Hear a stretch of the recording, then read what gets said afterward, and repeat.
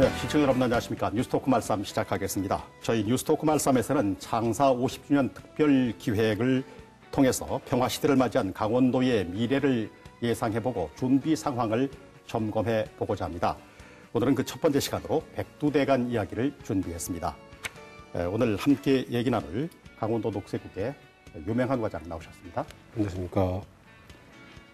백두대간을 기획 취재 보도를 했습니다. 보도국의 김영호 기자 나왔습니다. 안녕하십니까.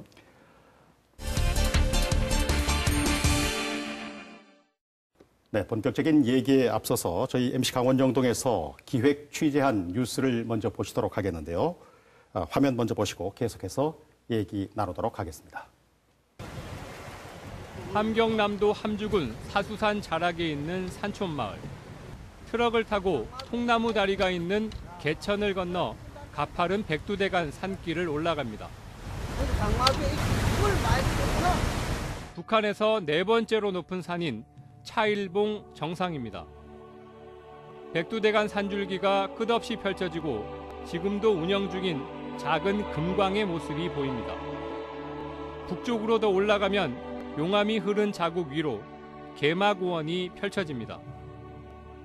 백두산 부속 화산인 소연지봉에서 멀리 보이는 백두산의 모습은 광활합니다. 북한 쪽에서 바라본 천지는 신비롭습니다. 백두산 정상에서는 케이블카를 타고 천지까지 내려갑니다.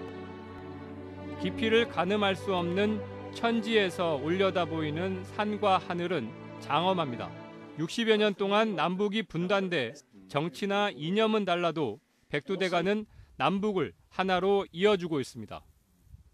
네, 화면을 보면서 느낀 것이긴 합니다만은 저처럼 당장 달려가 보고 싶다 그런 생각을 하시는 분들이 대단히 많을 거다 그런 생각이 듭니다. 손에 잡힐 것 같은 그런 그림인데 화면으로 본 북한의 백두대간까지의 산길을 연결하는 사업, 남북 백두대간을 연결하는 사업, 소위 민족평화 트레일 사업이라고 그러던데 구체적으로 이게 어떤 사업입니까? 예, 지난 4.27 남북 정상의 판문점 선언으로 남북 평화의 무드가 조성됨에 따라서 국제사회의 제재와 관계없이 우선 추진이 가능한 분야가 바로 우리 산림협력 사업입니다. 여러 가지의 남북 협력 사업이 있겠지만 뒤에서 말씀드리기로 하고요. 우선 남북 백두대간 평화 트레일 사업은 백두대간 분단의 상징인 최북단 우리 고성 진부령에서 DMZ 내 향로봉을 잇는 또 숲길을 열어 단절된 백두대간의 맥을 잇고 민족 평화 통일을 염원하는 국민 트레킹 대회를 준비하고 있습니다. 특히 향로봉은 우리나라 최북단으로 금강산을 가장 가까이에서 볼 수 있는 지역이지만 누구나 갈 수는 없고 분단의 대가로 얻게 된 역사적, 생태적 가치가 높은 곳입니다. 진부령 향도봉까지, 진부령에서 향도봉까지는요, 거리가 한 18km만 됩니다. 네. 일반인이 걷기에는 왕복으로 한 9시간 정도 걸립니다. 그래서 당일 행사가 가능합니다. 그래서 저희가 시기는 올해 가을에 단풍이 절정을 이루는 10월 중순을 염두에 두고 있습니다. 도민 여러분께서도 빠른 시일 내 분단의 아픔을 뒤로하고 향료봉에서 금강산을 넘어 멀리는 백두산 장군까지 숲길을 열고 누구나 백두대간의 아름다운 숲을 찾아 우리 국토의 아름다움을 마음껏 즐기고 감상할 수 있는 그런 날이 올 수 있도록 또 그런 염원을 담은 행사가 될 수 있도록 많은 관심과 성원을 바랍니다. 네, 그러니까 지금으로서는 이제 진부령에서 우리 측 지역인 향로봉까지 18km만 이제 생각할 수가 있는데 나중에 이제 뭐 휴전선이 열리거나 그렇게 되면 금강산을 거쳐서 백두산까지 가자 이제 그런 원대한 그런 프로젝트가 되겠군요. 맞습니다. 지금도 말씀하신 대로 휴전선에 가로막혀 있어서 이 문제를 풀지 않으면은 해결할 방안이 없지 않나 싶은데 이건 어떻습니까? 예, 아직 사업이 시작조차 되지 않았기 때문에 정부와 북한 당국의 협의를 봐야 할 문제라고 봅니다. 하지만 이러한 사업이 조기에 논의 안건으로 부각될 수 있도록 도 차원에서도 다양한 채널을 통해 정부 당국은 물론 전문가, 민간 부문 등 공조와 협력을 통해 본 사업이 교류 협력의 우선순위가 될 수 있도록 고민하고 준비하겠다는 말씀을 드리겠습니다. 네. 만약 이러한 노력의 결과로 교류 사업이 이루어지더라도 누구나 또 마음대로 북한으로 들어갈 수는 없고요. 네. 정부의 허가를 받은 사람만 금강산 육로 관광을 해서 방북해서 허가된 일부 구간의 산길을 걷게 될 것입니다. 추후 신뢰가 쌓인다면은 백두대간 산길로 휴전선을 바로 넘을 수 있도록 하는 사업으로 발전되지 않을까 그런 기대를 하고 있습니다. 네. 이게 민족평화 트레일 사업이 실제로 이루어지려고 한다면은 사전에 이제 해결해야 될 선결 과제가 많아 보이는데 지금 뭐 휴전선 얘기도 했고 정부의 뭐 인허가도 있어야 될 것 같고 여러 가지 문제가 있을 것 같아요. 우선은 이제 고성에서 그렇게 바라고 있는 금강산 육로 관광 이 문제가 해결이 돼야만 백두대간 이 문제도 해결이 될 것 같은데 북강원도의 백두대간 산길도 정비가 돼야 되지 않나 그런 생각이 드는데 이건 뭐 어떻습니까? 우선은 뭐 현재 유엔하고 미국이 북한을 경제 제재를 가하고 있기 때문에 우선 그런 문제가 먼저 해결이 돼야지 뭐 여러 이제 말씀하신 이런 민족 트레일 사업이라든가 아니면 금강산 관광 사업이라든가 이런 부분이 좀 진행될 것 같은데요. 네. 저는 이제 민족 트레일 사업을 보면서 이런 생각이 들었습니다. 저희가 금강산 관광을 어쨌든 몇 년 동안 이루어졌지만 그게 가능할 할 수 있었던 이유가 우리 남한에서는 그 금강산을 가고 싶었고 북한에서는 어느 정도 관광 산업으로 이익을 받잖아요. 그러면 만약에 민족 트레일 사업도 처음에 순수성이 있겠지만 어느 정도 안정화되고 정착되는 단계가 되려면 북한에서도 금강산 관광 같은 관광 산업으로까지 과연 이어질 수 있어야지 더 적극적으로 나올 것 같거든요. 이건 약간 실무적인 얘기입니다. 그러니까 우리가 이론적으로 뭐 어떤 그 남북의 백두대간을 연결하자는 거 하고 실무적으로 이런 부분을 연결하려면 북한도 이익이 돼야겠죠. 그래서 보면 뭐 지금 이제 우리나라에서는 지금 보면 이제 진부령에서 향로봉까지 얘기하는데 향후 저는 이제 더 발전적인 부분을 어떻게 가야 하느냐를 또 고민해 봤는데 우선 상징성을 봤을 때는 휴전선을 넘어서 금강산까지, 그러니까 향로봉에서 금강산까지 가는 그 트레일을 만든다면 그 네. 부분은 온 국민들이 어떻게 보면 금강산 관광 가는 것처럼 더 가고 싶어 할 수 있거든요. 그리고 그 부분이 말씀하신 대로 어떤 정부의 허가라든가 이런 부분 통제가 좀 명확하게 이루어진다면 그 부분도 충분히 관광 산업으로 북한에서 충분히 받아들일 수 있을 것 같고 네. 상징성도 크다고 생각이 되고요. 그리고 더 어느 정도 관광 산업화가 되려면 지금도 보면 뭐 어떤 특정 정당이라든가 뭐 대통령도 그런 말씀하셨는데 개마고원 트레킹 가자. 네. 그런 부분이 더 어떻게 보면 관광 산업으로는 더 클 것 같거든요. 보면 실제로 이제 그쪽에 뭐 어떤 트레킹 사업을 한번 구상해 본다면 삼지연 공항까지 비행기가 가서 거기서부터 뭐 어느 정도 코스를 왔다 갔다 하는 것도 보면 관광 산업으로 연결하기도 현실적으로 그렇게 어렵진 않아 보이기 때문에 과연 이 사업이 최고 어떤 마지막 단계에 갔을 때 과연 관광 산업으로 북한에서 봤을 때 이게 북한의 이익이 되겠느냐에 대해서 과연 어떻게 우리가 어필을 할 것이냐를 좀 고민해 봐야 된다고 생각이 듭니다. 네. 정부 계획으로 보면 이제 동해안이 관광 에너지 벨트잖아요. 그래서 금강산 관광이 일단 재개가 되는 게 육로 관광이 재개되는 게 선결 요건인 것 같고 지금 김영호 기자 얘기로는 제재 문제가 해결되는 게 급하다. 그리고 양쪽 모두 득이 되는 방향으로 전개가 돼야 된다. 이제 그런 얘기고 꿈은 크게 꾸는 게 뭐 나쁜 건 아니죠. 그렇게 꿈을 꿔야 될 것 같고 백두대간 민족평화 트레일 사업의 주체 아무래도 이제 강원도가 내세우는 사업이니까 또 강원도가 접경도니까 말이죠. 그렇습니다. 이게 사업 주체가 역시 뭐 강원도가 되는 건가요? 예, 그렇습니다. 저희가 이제 평화도입니다. 접견도가 아니라 아직은 이제 사업의 구상 단계라서 구체적인 주체나 계획은 나와 있지 않습니다. 하지만 우리 강원도가 사업의 주체가 되어 추진한다면 일단 금강산을 비롯해 북강원도까지 길을 잇는데 여러 가지 유리한 점이 많을 것으로 생각됩니다. 저희 이제 지난 5월달에 녹색국 산림부서를 중심으로 남북 산림 협력 사업 발굴 및 선제적 대응을 위해 실무진 중심으로 분야별로 9명이 참여하는 실무협의회를 구성해서 대책을 마련 중에 있고요. 외부 자문단을 추가로 구성 준비 중에 있다는 말씀을 드리겠습니다. 네. 그리고 이제 남북 백두대간 평화 트레일 개척을 위한 산길, 숲길 분야는 등산가와 또 관광 전문가 또 군사와 행정 전문가, 지리학자 등 다양한 전문가로 구성된 자문단을 포함 TF를 운영한다면은 백두대간 민족평화 트레일을 개청하는데 어렵지 않을 것으로 예상됩니다. 네. 이제 문제는 금강산 관광 체계 등 남북 관계라든가 또 북미 관계의 진전이 우리도가 구상해서 준비하고 있는 남북 산림협력 교류 사업의 조기 실행 여부를 가늠하는 잣대라고 생각합니다. 네. 구상 단계이긴 합니다만은 강원도는 이미 준비 작업을 하고 있다. 이제 그런 얘기군요. 이제 등산길도 이제 정비를 해야 되겠습니다만은 이제 나중에 사업이 본격적으로 전개가 되면 뭐 식량을 공급한다거나 뭐 또 잠을 잔다거나 그런 이제 일종의 베이스 캠프 같은 개념의 그런 시설 같은 것도 갖춰야 될 것 같은데 이건 북한에도 도움이 되지 않을까 그런 생각이 들어요.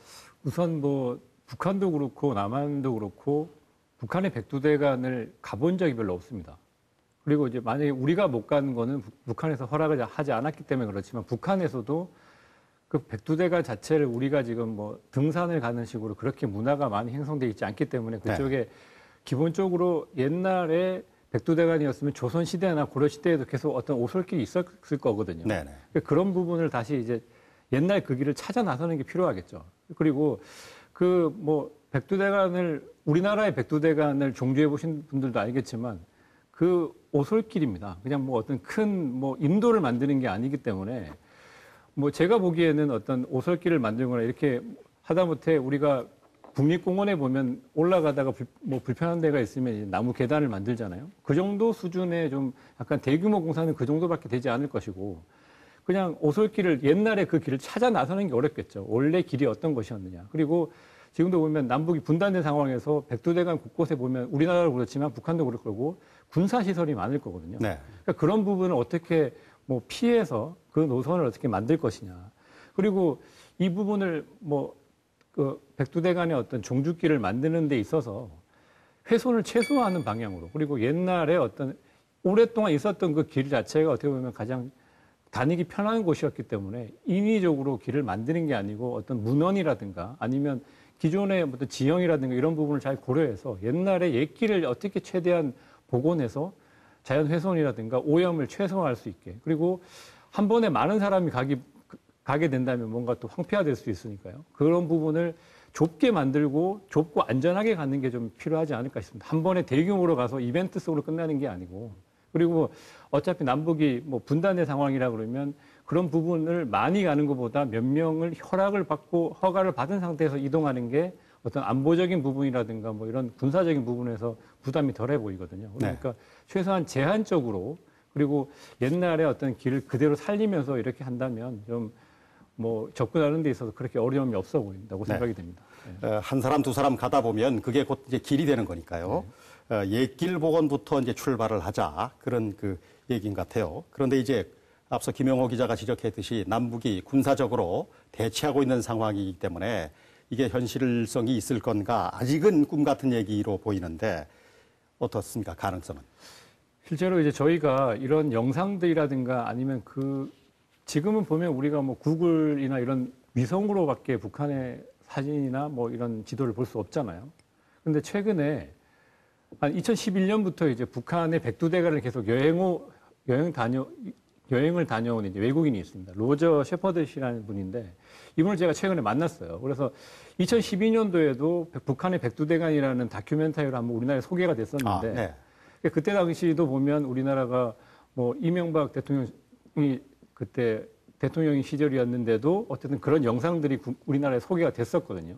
지금은 뭐 남북 정상회담에다가 북미 정상회담까지 한 이런 화해 분위기에서 북한의 어떤 이런 영상이나 이런 것들이 계속 국민들에게 오픈이 되고 알려지고 이렇게 된다 그러면 어떤 심리적인 거리감을 더 줄일 수 있을 거라고 생각이 되는데 제가 이제 최근에 로저 셰퍼드 씨라는 분이 작년 5월과 6월 한 2개월 동안 북한의 백두대간을 또 다녀오셨더라고요. 그래서 그분이 찍은 영상과 이런 사진을 보면서 상당히 이제 충격을 먹었습니다.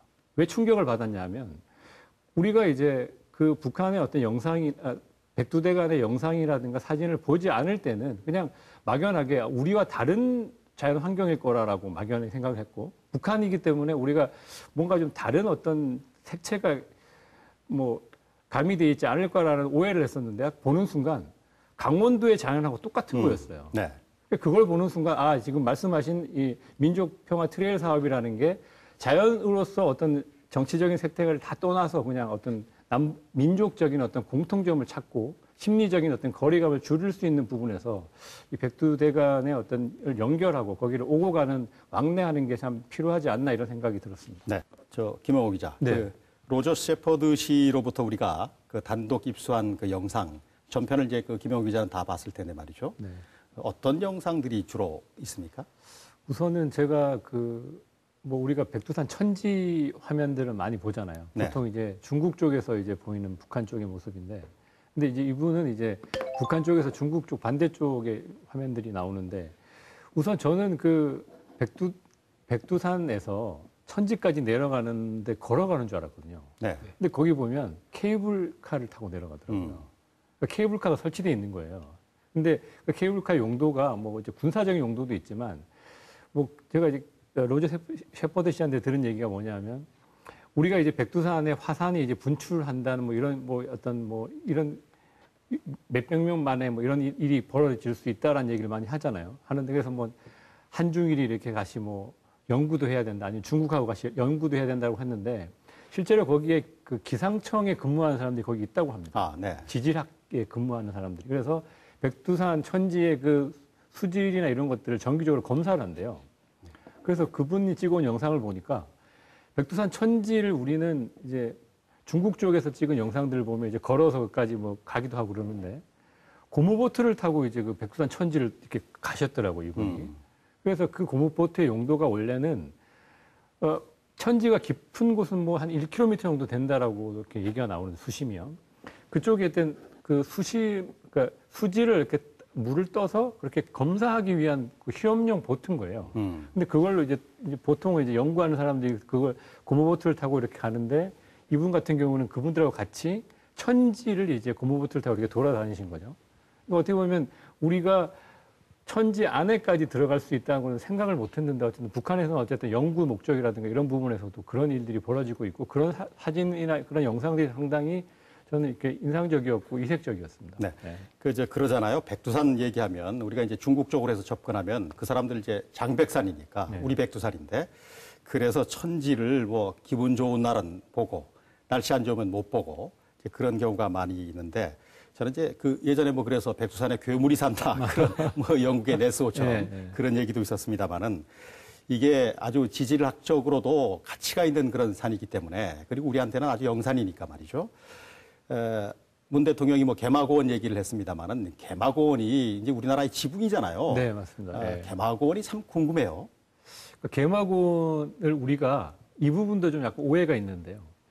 개마고원 하면 우리는 백두산 주변이 다 개마고원이라고 생각하잖아요. 근데 명확하게 얘기하면 백두산을 중심으로 서쪽은 개마고원이고, 백두산에서 보는 가운데 부분은 백두고원이고, 그다음에 오른쪽 부분은 무산고원이라고 합니다. 아, 네. 그러니까 그 세 지역별로 다른 거죠. 그리고 거기는 행정구역, 북한의 행정구역적인 이름도 좀 들어가 있는데요. 근데 우리는 이제 그 화산이 분출해서 이렇게 용암이 흐르는 모든 것을 그냥 개마고원이라고 부르는데, 엄밀히 얘기하면 그렇게 구분이 된다는 거죠. 그리고 개마고원은 북한에서 보면 개마고원은 우리가 알고 있는 부르는 개마고원이 아니고 거기 백두고원이라고 부르는 곳입니다. 네. 그러니까 이분이 찍어온 영상이나 사진을 보면 소연지봉이라고 해서, 그러니까 우리가 보통 사진을 보면 백두산 정상에서 천지의 사진밖에 없잖아요. 근데 보통 산은 밑에서부터 위를 봐야지 그 산의 모습을 볼 수 있는데, 소연지봉이라고 해서 한 2,300m 정도 되는 데서 그 백두산 장군봉 쪽을 찍은 영상이 있더라고요. 그 영상을 보면 이제 그냥 용암이 흐른 그냥 안반처럼 이렇게 쫙 흐르는 그런 광활한 어떤 이런 대지 쪽에 그냥 산으로 돼 있는, 암석으로 돼 있는 산이 이렇게 우뚝 솟아 있고요. 근데 거기 자체를 우리는 개마고원이라고 부르는데, 엄밀히는 거기는 백두고원이라고 불러야 되는 게 맞는 겁니다. 아, 네, 그렇군요. 아까 뭐 무산 얘기했지만 거기 뭐 철광이 유명하다라는 곳이잖아요. 네. 네, 그런데 이제 백두대간이라고 우리는 이제 그렇게 부르고 있는데, 북한에서는 백두대간 이렇게 안 부른다고요? 백두대산이라고 부른답니다. 백두대산이라고 그러고, 그리고 우리는 백두대간이라고 해서 끝내는데 북한은 백두대산 줄기라고 그러더라고요. 그러니까 뭐냐면 우리는 이제 백두대간이라고 그러면 하나의 어떤 덩어리로 보는데 북한은 연결의 의미를 더 강하게 보고 있는 것 같습니다. 그렇다 보니까 줄기라고 해서 줄기는 계속 뻗어나간다는 의미잖아요. 그러니까 백두대산 줄기라고 해서 뭔가 연결의 의미도 보고 있고 그다음에 거기서 뭔가들이 계속 뻗어나가는 부분에서 그런 부분에 대해서 뭐 어떤 길이라든가 아니면 거기에 뻗어나가 있는 여러 실제로 보면 그 백두대간의 어떤 그 골짜기를 보면 길이 별로 없습니다. 그러니까 그까지 걸어가 있지 않았던 거죠. 그러니까 우리는 보면 백두대간 그 산맥을 이렇게 도로로 많이 연결하잖아요. 네. 근데 북한 같은 경우는 그쪽을 워낙 높다 보니까 뭐 이렇게 기차라든가 아니면 도로가 지나가기 어려운 곳이 있고요. 근데 북한에서 우리가 알기로 북한의 백두대간은 다 높을 거라 생각하잖아요. 예를 들어 우리가 뭐 높은 곳은 한 1,500m, 1,700m 하는데 그럼 북한은 우리보다 뭐 화산으로 이루어져 있는 어떤 개마고원이나 아니면 말씀드린 백두고원이나 그런 쪽이 있다 보니까 다 높을 거라 생각하는데 북한의 산들은 개마고원에 있는 그쪽부터는 보통 2,000m 이상의 높은 산이 맞지만 그 밑에 지역의 산들은 우리 강원도 산과 모양도 비슷하고 높이도 비슷합니다. 아, 네. 그렇다 보니까 우리 같은 경우는 그 정도 한 1,000m 정도 되는 데를 이렇게 도로로 해서 도로를 뚫어서 이렇게 연결해서 넘어가는데 북한은 그런 것들이 발달되어 있지 않다 보니까 백두대간에 대한 접근성이 떨어졌던 거죠. 그러니까 그대로 잘 보존돼 있었던 것이고요. 그렇군요. 그러니까 이제 백두산에서 그 아래 이제 개마고원을 거쳐서 더 내려가면 이제 이게 결국은 저 지리산까지 백두대간이 연결이 됩니다만은 북한 쪽은 개마고원 아래쪽은 어떤 산이 있습니까? 우선 보면 뭐 저희가 보통 두류산이라고 우리가 보통 우리나라에도 두류산이 많잖아요. 그리고 네. 실제로 우리나라에 있는 산과 북한에 있는 산이 똑같은 이름이 많습니다. 아, 네. 북한에도 소백산이라는 이름이 또 있더라고요. 그러니까 그 북한에도 두류산이라는 곳이 북한에도 한 두세 군데가 있고 우리나라도 두세 군데가 있고 그러니까 민족의 정서가 비슷하다 보니까 산에 이름을 붙이는 데 있어서도 민족적인 어떤 정서를 깔고 이름을 많이 붙인 것 같아요. 그러니까 소백산이라는 얘기는 큰 산보다는 약간 작다는 소백이고 뭐 백두산보다 약간 작았다는 의미가 있는 거고 우리나라도 보면 태백산이라고 약간 큰 산의 의미가 있지만 또 소백산이라는 작은 또 이런 산의 의미도 있고요.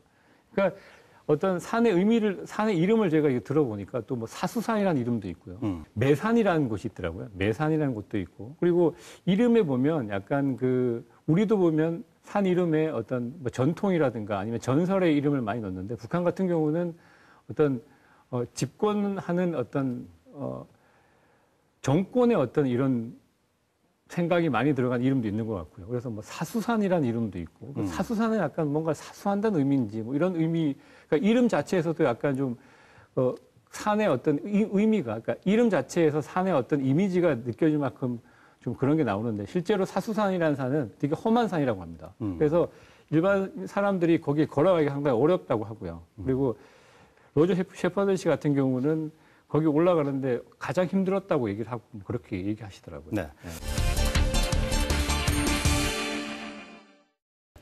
북한이 뭐 닫혀 있는 줄 알았는데 꼭 그렇지만 않았고 이제 로저 셰퍼드 씨 같은 경우에는 북한에서 그 백두대간을 다니면서 그렇게 좋은 영상을 확보했다는 거잖아요.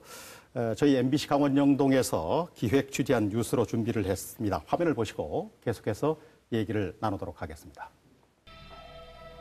백두대간이 시작되는 민족의 영산 백두산 정상에서 바라본 천지입니다.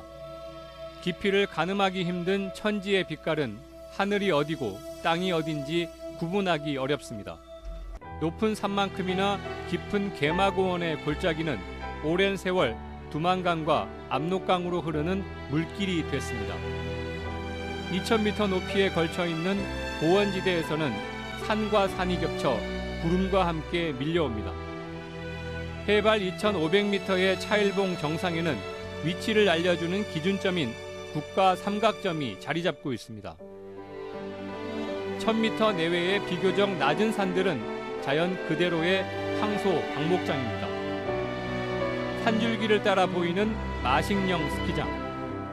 마식령 정상에서 북동쪽으로 보이는 원산만은 거대한 호수처럼 잔잔합니다. 산능성에서 보이는 북강원도의 동해바다는 평화롭습니다. 서쪽으로 뻗은 산줄기는 남으로 향했다가 해발 600m 세포공원에서 다시 북으로 굽이쳐 동해바다를 따라 내려갑니다. 금강산 정상 비로봉에서 북쪽으로 20km 떨어진 매산입니다. 들판 너머에 보이는 산의 모습은 강원도의 여느 산과 다를 바 없습니다. 네, 화면을 보니까 속살이 드러난 황폐한 산림, 이런 게 아닌 것으로 보여요. 아주 울창한 원시림 같아 보이기도 하고 그런데 북한의 산림 실상 지금 뭐 우리는 많이 황폐화됐다 이제 일반적으로 그렇게 받아들이고 있는데 어떻습니까? 예, 북한의 국토 면적은요 총 한 1,231만 헥타르입니다.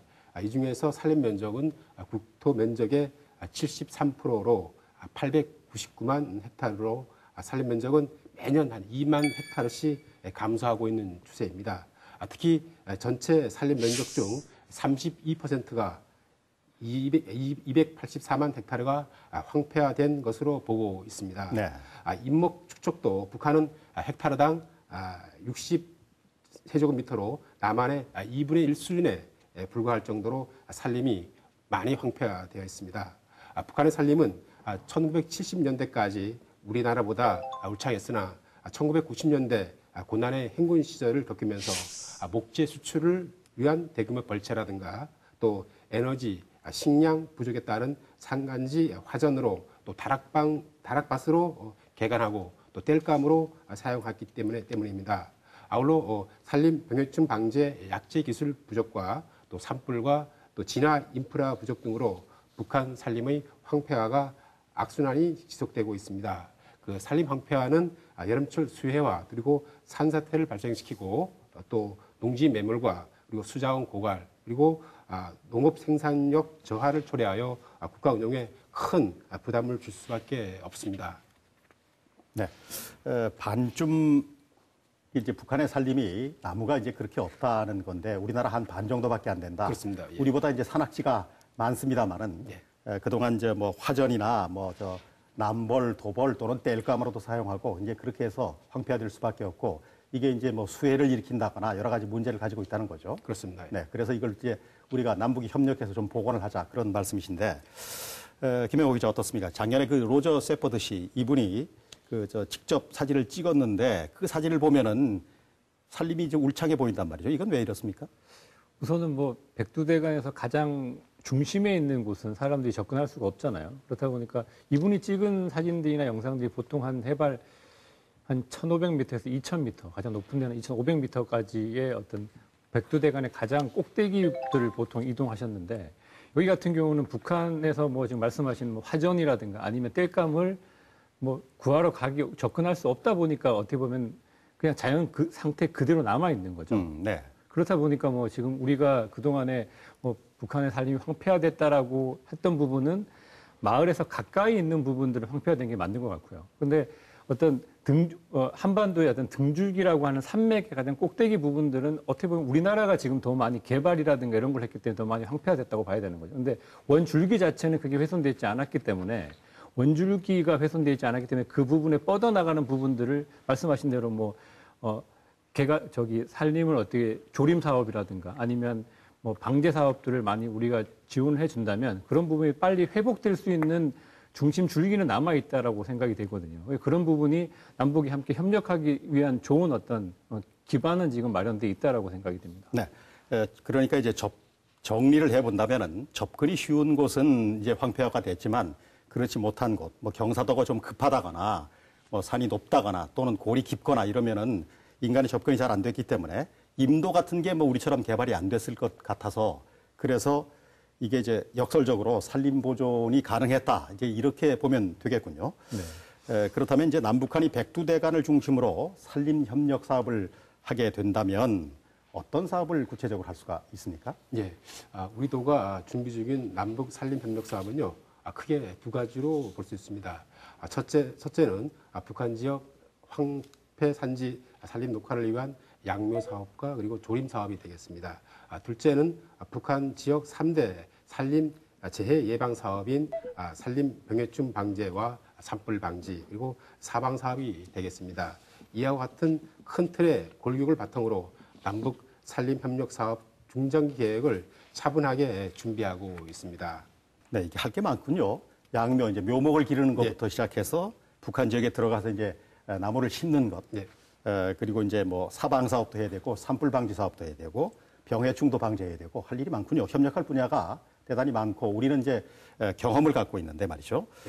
7월 4일에 판문점 그 선언의 후속 회담 성격으로 남북이 이제 산림협력 분과회의가 열린다고 그러죠. 네, 그렇습니다. 여기서 이제 많은 논의가 있을 것으로 생각이 되는데 이걸 위해서 강원도가 준비하고 있는 건 뭐 어떤 게 있습니까? 예, 저희가 이제 그 황폐화된 북한 백두대간 산림에 조립용 묘목 3천만 모를 생산이 가능할 수 있는 2.8헥타 정도의 규모로 철원군 근남면에 16억 원을 투자하여 통일 양묘장을 조성하였습니다. 또한 철원과 화천에 양묘장을 또 추가로 조성하였고요. 고성에는 내년 완공을 목표로 산림청에서 3헥타 규모의 대북 지원용 양묘장을 조성 중에 있습니다. 만약 금년 가을부터 산림 협력이 이루어진다면 우리 강원도가 확보하고 있는 소나무라든가 잣나무, 상수리 등 126헥타 조림 분량 38만 본이 대규모로 투입될 수 있도록 생산을 완료해 놓았습니다.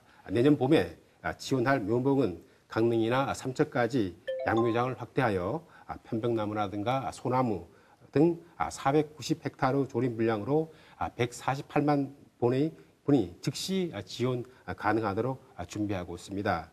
또한 앞으로도 연간 35만 본씩 10년간 1,660헥타의 북한 지역 산림에 조림할 수 있는 묘목을 생산할 계획입니다. 네. 산림 병해충 방제 사업 분야는 뭐 어떤가요? 우리는 예전에 그 솔리 폭발이 때문에 아주 홍역을 치른 적이 있었는데. 예, 맞습니다. 우리 북강원도 산림 중 특히 금강산 지역은 솔리 폭발이 피해 등 2015년 기준 5천 헥타에 발생해서 이 중에서 피해 극심 지역만 한 800헥타나 되는 심각한 상황입니다. 북한의 병해충 방제 사업은 우리 산림에도 많은 영향을 미치기 때문에 네. 북강원 지역을 북한의 과거에도 우리 도가 꾸준히 지원해온 사업입니다.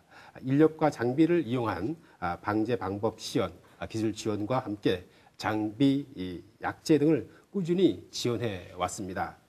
또한 솔리 폭발이 방제는 2001년부터 2018년도까지 3.1포 등 우리 금강산 일대를 대상으로 총 8회에 걸쳐서 11,100헥타의 사업을 시행했고 잣나무 넓적 잎벌 방제는 2003년부터 2009년까지 원산과 그리고 안변, 통청 등을 대상으로 총 7회에 걸쳐서 8,500헥타의 사업을 시행했습니다.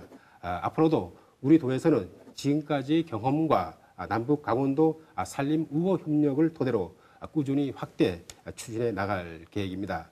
금년에는 도비 3억 6,700만 원을 확보하여서 2016년 이후 중단된 금강산 지역 솔리 폭발이 등 1,500헥타의 산림에서 방제 사업을 우선 추진하고자 민간 차원에서 대북 접촉 승인도 득하는 등 사전 준비를 차분히 준비하고 있습니다. 네. 산림 병해충 방제 분야는 뭐 아까 그 유 과장님께서 방금 전 말씀하신 대로 2001년부터 2009년까지 쭉 있어 왔고 한 10년 전에 그러니까 이제 중단이 됐다는 건데. 예, 그렇습니다. 이제 이 분야에는 이미 축적된 경험이 있는데 이거 이제 앞으로 일회성 행사에 그치지 말고 지속화돼야 되겠다 그런 생각이 듭니다. 이러기 위해서는 뭐 강원도 차원의 뭐 컨트롤 타워를 뭐 만든다거나 아니면 뭐 대학과 뭐 산학 협력을 한다든가 이런 그 방안이 좀 모색이 돼야 되지 않을까 하는 생각이 드는데요. 예, 맞습니다. 우리 도에서는요, 이제까지 북강원도에 국한되었던 산림 협력 사업을 남북 백두대간으로 확대하기로 하고 남북 산림 협력 컨트롤 타워인 통일 산림 협력 센터의 조기 건립을 본격화하고 있습니다. 약 15,000평 부지에 철원 근남면 사공리에 53억을 투자해서 2020년을 완공할 계획이 있습니다. 2019년도 예산 국비 2억 5천은 현재 기획재정부에 심의 중에 있습니다.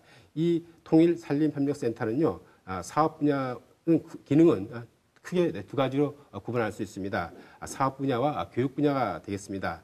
또 사업 분야에는 양묘 사업, 또 조림 사업이라든가 또 황폐지 복구라든가 또 산림병해충 방제 사업이 되겠습니다. 교육 분야는 우리가 강원대학교 산림환경과학대학과 협업하여서 청년 일자리를 창출하는 등 교육 기능도 함께 가져갈 계획으로 있습니다. 네. 이런 조림 사업을 하게 되면 그러면 나무만 주는 건가요? 아니면 실제 심는 것도 기술적으로 같이 들어가게 저희가 되는 이제 되면은 이제 인력이라든가 심는 거는 북한에 있는 인력을 동원하고요. 저희는 이제 지도라든가 또 기술이라든가 장비라든가 이런 것을 저희가 이제 지원해 주는 겁니다. 네. 우리가 예전에 처음에는 그냥 우리도 헐벗었을 때 말이죠.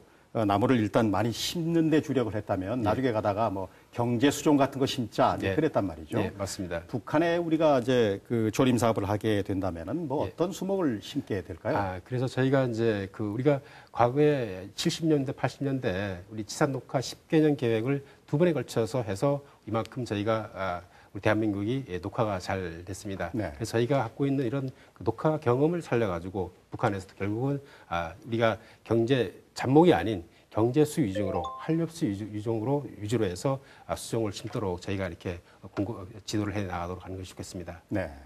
지난번 6.13 지방선거 때 지방자치단체장으로 출마하신 분들이 많은 분들이 말이죠. 공약으로 뭐 양묘 사업을 하겠다. 이게 아마 북한과의 남북 산림 협력 사업을 상정해서 이제 그런 공약을 내건 것으로 알고 있는데 이 사업이 우리에게 직접적인 뭐 일자리도 만들 수도 있겠다 그런 생각이 들고 직접적으로 경제적인 도움이 될 것 같아요. 네, 남북 강원도 시군의 1대1 그린 멘토링 추진이라든가 지난 60년간 강원도가 선도했던 임업 활동의 지식 전수가 가능합니다.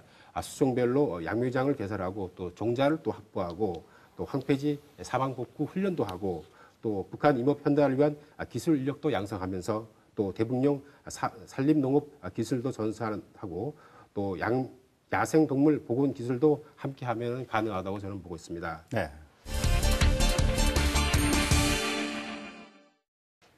방금 이제 뭐 야생동물 복원 그 말씀하셨습니다만은 북한에 사는 그대로 보존이 되어 있는 원시림 같은 그런 상태라고 그랬고 그렇다면 이제 생물 자원도 비교적 잘 보존이 되어 있겠다 이제 그런 생각이 드는데 식물이나 동물의 종 보존 이것도 아주 대단히 중요한 과제가 아닐까 그런 생각이 들어요. 여기에 대한 뭐 연구 계획 같은 건 혹시 뭐 생각하고 계신가요? 예, 산림 생태계의 건정성 유지를 위해 대형 포유류의 증식과 방사 사업 추진, 백두대간과 DMZ 교차 지역의 생태적 특성을 고려한 포유동물 증식 사업도 고려하고 있습니다. 또한 양구의 사냥이라든가 사양노루, 화천의 대륙 사슴 및 맹금류 조류를 대상으로 한 동물 자원 증식 사업의 전개, 또 남북 생물 자원에 대한 이해 확대를 위해 백두대간과 DMZ 교차 지역 이론의 남북 공동의 국가 생물 자원관 유치도 재추진할 계획에 있습니다. 네. DMZ 문제를 좀 얘기를 해봐야 될 것 같아요. 이제 얼핏 생각하기에는 DMZ가 그동안 뭐 사람의 출입이 그렇게 많지 않았기 때문에 수목이 울창할 거다 그렇게 생각하는데 예. 이게 오해라고요. 사실은 뭐 군사시설 때문에 뭐 나무를 많이 베어냈고 그래서 초지로 형성된 곳이 많고 그렇다고 그러는데 이곳의 조림 사업 같은 것도 우리가 좀 생각을 해봐야 되지 않을까요? 예. 현재 DMZ는 남북이 대결하고 있는 상황이라서 군사시설 등으로 인해 조림 등 산림 사업을 하기가 어렵습니다. 하지만 남북 관계가 대결해서 평화로 바뀌고 DMZ가 평화 지대로 된다면 현재 군사시설로 인해 산림이 전용된 DMZ 지역에 나무를 심는 조림 사업이 대대적으로 이루어져야 된다고 봅니다. 네. DMZ가 사실은 비무장지대이긴 합니다만은 사실 남북이 중무장되어 있는 그 군사시설이 들어와 있는 그런 곳이잖아요. 예, 그렇습니다. 그래서 이게 남북으로 각각 2km씩 4km의 거리인데 이게 조림하는 게 이게 현실성이 있겠느냐. 뭐 나중에 평화시대가 완전히 오면 가능하겠습니다만은 이건 뭐 어떻게 생각하시는지요? 아직까지는 저희가 DMZ 내에는 지금 말씀대로 중무장 시대입니다. 이것이 이제 결국은 어떤 남북의 어떤 통일이라든가 그 이후에 생각해야 될 뿐이지 당장은 지금 어렵다는 말씀을 드리겠습니다. 네. 우리나라의 경우에도 이제 대관령에 드넓은 초지가 있고 여기 이제 뭐 방목하잖아요. 황소를 막 키우고 그러고 있는데 북한도 뭐 그렇다고 하던데 이건 뭐 어떻습니까? 북한은 보통 이제 협동 농장이라고 해서 이제 뭐 집단 농장을 운영하고 있죠. 국가 차원에서요. 근데 북한에 보면 세포고원이라고 있습니다. 그러니까 세포고원이라는 것이 보통 이제 북한의 백두대간이 상당히 높은 산들로 이루어져 있는 것으로 알고 있는데 세포고원이라고 해서 거의 북강원도 쪽에 있는 곳입니다. 아주 가깝습니다. 우리하고 가까운데 거기는 해발 고도가 한 600m 정도 되는 게 우리로 치면 평창하고 비슷한 그런 도 돼요. 그 높은 고원 형태를 이렇게 약간 평야처럼 형성돼 있다 보니까 거기에서 북한에서 집단적으로 목축업을 하고 있더라고요. 근데 거기 같은 경우 그리고 그 위에서부터 북으로 계속 올라가는 백두대간 줄기를 따라서 약간 산이 높지 않다 보니까 개간 사업이라든가 아니면 화전이라든가 이런 부분에서 약간 초지로 만들어서 거기에 방목하는 형태가 되게 많았는데 사진에 보면 거기서 자라고 있는 소의 모습이 항상 우리가 알고 있는 소의 모습하고 좀 다르더라고요. 그래서 조선에서는 북한에서는 조선 황소라고 하는데 어떻게 보면 조선 시대부터 이어져 왔던 소가 6.25 전쟁을 거치면서 남북이 서로 교류하지 못하다 보니까 소 종자 자체가 거기에 고립이 되면서 어떻게 보면 조선시대까지 흘러왔던 어떤 소의 DNA 자체가 가장 우리나라의 어떤 원형에 가까운 황소 자체가 거기에 남아있지 않을까.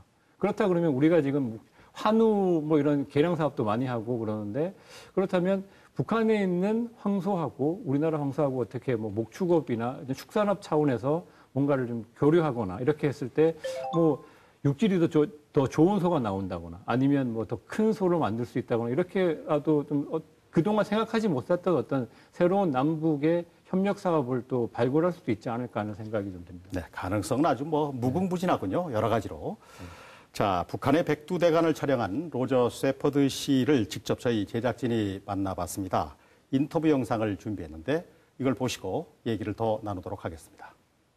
안녕하세요. 안녕하세요. 네, 백두대간을 처음에 언제 다녀오신 거예요? First time I went was in 2012. Sorry, 2011 11. once, and then again in 2012, and then last year I was there 2 more times in 2017. And I go to the Paektudaegan to take photos of mountains of the Paektudaegan in North Korea. 사실 백두대간은 우리나라 사람들한테도 굉장히 그립기도 하고 너무너무 궁금한 곳인데 다녀오신 소감이 어떠신지 듣고 싶어요. Yeah, I admit the first time I was going to North Korea, I was a little nervous. I wasn't quite sure what to expect. And then the more and more I went, the more I began to understand what North Korea is, what they're trying to do. And I started building friendships and relationships with the people in North Korea. And I've come to be a supporter of their solidarity and hopefully a supporter also of reunification between North and South Korea, using the Paektudaegan as a symbol of that. 아무래도 백두대간 촬영을 하다 보면 어려웠던 점들도 많이 있을 것 같아요. 어떠셨어요? Yeah, we had a lot of memorable experiences of the Paektudaegan in North Korea. It was quite tough. We did a lot of camping. We carried most of our own food. We got a lot of food from the local people. Sometimes we slept on top of mountains. One particular time was on a mountain called Bukpotesan in Gemagowan. It was like 2,100m 해발. And we did a bivouac on that mountain peak in early September. And it was freezing cold, really, really cold. Yeah. We almost died. So a lot of great experiences exploring the Paektudaegan, North Korea. Wonderful place. Yeah. 아무래도 백두대간이라는 공간이 갖고 있는 여러 가지 의미가 있겠지만 또 우리 로저 셰퍼드 씨에게 어떤 의미가 있는지 또 이 공간을 왜 우리에게 소개해주고 싶었는지도 좀 궁금해요. Yeah, it's kind of grown for me, this type of question and the answer for it. Originally, it was just a trail for me that I was very excited about and I wanted to promote to the world for foreigners. But as I've started going to the Paektudaegan in North Korea and realized that the division of Korea is quite a sad thing, I've come to understand that maybe the Paektudaegan can become a symbol of reunification or peaceful reunification for the Korean people. And if we can use the Paektudaegan as a symbol of one nation, one people, from Paektusan to Halasan, then maybe we can use it in the future as a symbol that all Korean people, North and South, can get behind and then reconnect Paektudaegan, open it up and let the energy flow again along the Paektudaegan. So I hope that with the current political situation as it is now between Kim Jong-un and Moon Jae-in, that maybe they can recognize that this is an opportunity for North Korea and South Korea to find one symbol Yeah. that represents all of Korea. And I think the Paektudaegan is a good symbol for that. 제가 듣기로는 이미 뭐 10번 이상 거의 12번 정도 백두대간을 다녀오셨다고 들었는데 앞으로는 또 계획이 어떻게 되세요?